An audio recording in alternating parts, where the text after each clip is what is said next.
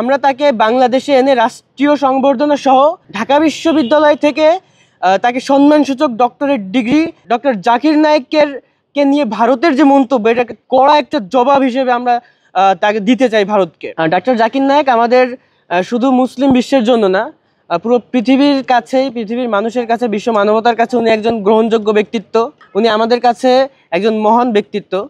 বিগত ফ্যাসিস্টিজমে আপনারা জানেন ঢাকার গুলশানে একটি পরিকল্পিত জঙ্গি নাটক সাজিয়ে এবং সেটার দায়ভার খুবই হাস্যকরভাবে ডক্টর জাকির নায়েকের পিস টিভির দর্শকদের উপর চাপিয়ে বাংলাদেশে প্রবল জনরোষে পড়েও জনগণের উপর নিষ্পেষণ চালিয়ে পিস টেলিভিশন বন্ধ করে দেওয়া হয়েছিল। এবং এটা ঠিক তখনই ঘটেছিল যার কিছুদিন আগেই ভারত থেকে মিথ্যা মামলা, ভারতের যে উগ্রপন্থী সরকার, উগ্র হিন্দুত্ববাদী সরকার নরেন্দ্র মোদী পরিকল্পিতভাবে ডক্টর জাকির নায়েককে দেশ থেকে বাধ্য করেন।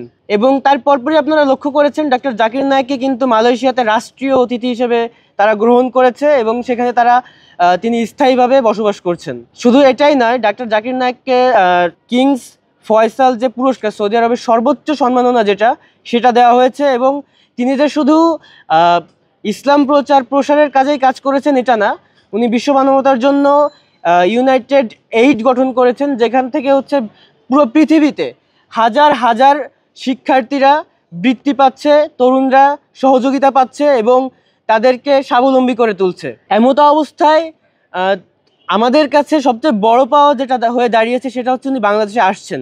এবং আপনারা ইতিমধ্যে লক্ষ্য করেছেন যে এই আশা নিয়ে যে আধিপত্যবাদকে আমরা গত জুলাইয়ে হাজারো শহীদের রক্তের বিনিময়ে আমরা বিতাড়িত করেছি, সেই আধিপত্যবাদ শক্তি ঘোষণা করেছে আমরা যেন তাদের হাতে আমরা ডক্টর জাকির নায়েককে তুলে দেয়।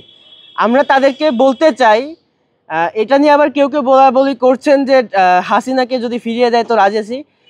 কোথায় যায়, মানে কোথায় রাম রাম আর কোথায় ট্যাম ট্যাম, এরকম একটা কথা আছে।